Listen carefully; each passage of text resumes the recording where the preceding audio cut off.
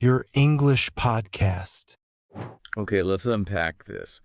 Today's deep dive takes us into a stack of sources describing something quite specific. Mm-hmm. It's the structure and, well, the core strategies of a podcast called Your English Podcast. Right, one designed to help people speak English more fluently. Exactly.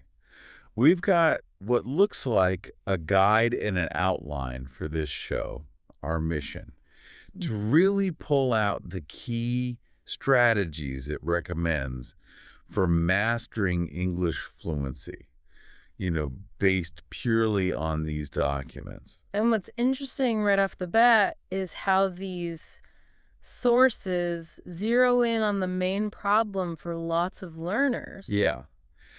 Which is, well, they desperately want to speak freely, but they're just paralyzed by the fear. Fear of making mistakes, getting stuff. Precisely. It's rooted in nervousness, lack of confidence, and that habit of constantly translating in your head from your native language. It's a common struggle. It really is. And the sources, they seem to tackle that head on. They kind of dismiss the idea that fluency is some impossible dream.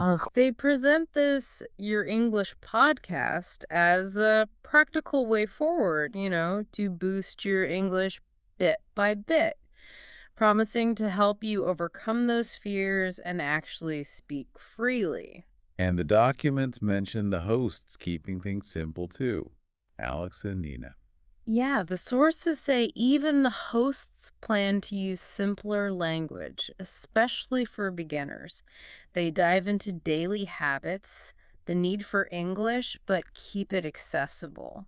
Simple language is crucial then, according to these sources. Oh, absolutely. It's stressed throughout. They make it really clear you don't need tons of complex words to be fluent. Right. You can communicate clearly, confidently, with pretty straightforward words, just like native speakers often do, actually. It's about clarity, getting the message across, even if your vocabulary is limited at first. Okay, so clarity and confidence over complexity. How does this guide suggest you actually get there? From feeling stuck to speaking clearly. Well, the documents lay out a very clear plan. It's almost sequential. A step-by-step approach. Exactly. And the very first step outlined is listening. Listening. Okay. The sources argued this is absolutely fundamental, just like how kids learn their first language by hearing it constantly. Makes sense. They recommend daily exposure, podcasts, songs, videos, whatever. But, and this is key, doing it actively. Not just background noise. Right. You need to pay attention, focus on intonation, tempo, maybe even try repeating what you hear right away, mimicking the sounds, the rhythm. Got it. Actively listen, repeat. Builds the foundation. What's next in the plan? Step 2 is speaking every single day. Every day, no skipping. The sources are really firm on this. Regularity is power. And start simple, even if it feels, awkward. How simple? The guide suggests practicing at home, maybe just talking to yourself, or recording short audio notes describing your day. Like what? Like just saying, I'm eating breakfast out loud, that kind of thing. This consistent low-pressure practice is presented as key to building comfort, overcoming that initial shyness. Talking to yourself. Sounds a bit quirky, maybe. Maybe, but the source frames it as a way to get you speaking sooner, and that's what builds skill fastest. And naturally, once you start speaking daily... You're going to make mistakes. Exactly, which leads directly to step 3. Don't be afraid of mistakes. Ah, the big one. Overcoming the fear. Precisely. The sources call mistakes completely natural. necessary even. Necessary. Yeah, they're not failures. They're feedback. They show you exactly where you need to improve. The documents basically say, remember, everyone makes errors. Even native speakers slip up sometimes. So the advice is, Ditch perfectionism. Speak boldly, even if you mess up. Maybe record yourself and analyze it later, but in the moment, just speak. Treat every error as a lesson learned. speak confidently, learn from errors. That really flips the script on fear. Okay, what's step 4? Step 4 simplifies the building blocks. Learning short sentences. Short sentences. Why? The guide argues that basic, everyday phrases are much easier to memorize and practice repeatedly. Starting with simple stuff like, the sun is bright, or I am happy, it helps build a quick foundation. Creates mental associations you can then expand on later. It feels manageable, Yeah. Immediately useful. Build with easy, repeatable units. Yeah. Got it. And step 5 builds on that by saying, copy and repeat native speakers. This is about actively imitating how native speakers sound, not just the words. So pronunciation, rhythm. Exactly. Intonation, speed, tone, even the sort of melody of the language.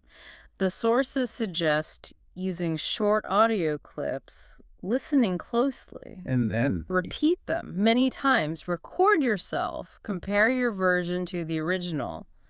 It's presented as a really powerful way to break through speaking barriers, make your English feel more automatic, more natural, embedding the sound of English. get the rhythm ingrained through imitation.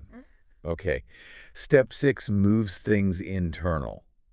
Think in English. Yeah, this is maybe the biggest mental shift. How so?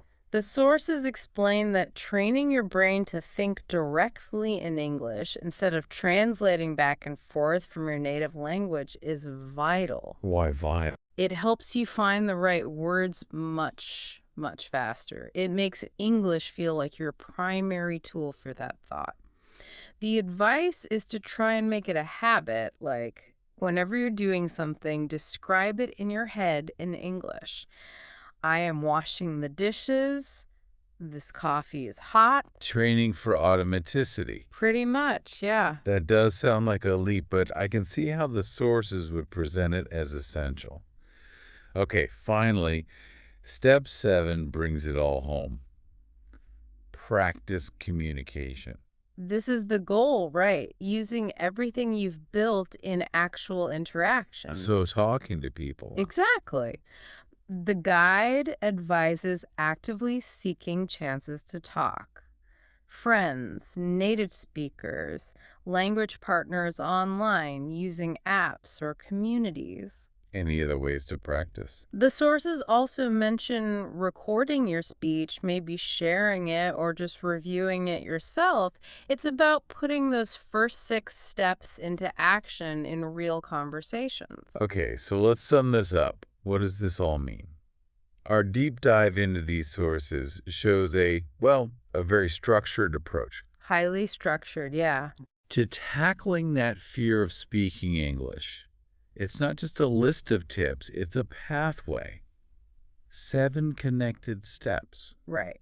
Starting with listening as the base. Then speaking daily for comfort. Embracing mistakes as learning fuel. Simplifying with short sentences. And mimicking the flow by copying and repeating. Shifting your thinking to think directly in English. And finally, the payoff. Practicing communication. And the structure itself, laid out like this in the documents, really highlights building skills layer by layer, always emphasizing consistency and a positive attitude. That fearless mindset comes through strongly. And here's what I found really interesting. The sources repeatedly stress that fluency isn't about having some massive vocabulary or perfect grammar right away. Yeah, that point is hammered home. It's about clarity, confidence, consistency, even with simple words, which directly pushes back against that common feeling. The sources even call it a misconception that fluency is this unattainable academic thing. Exactly. It makes it feel much more achievable. So this brings us to a final thought, a question really.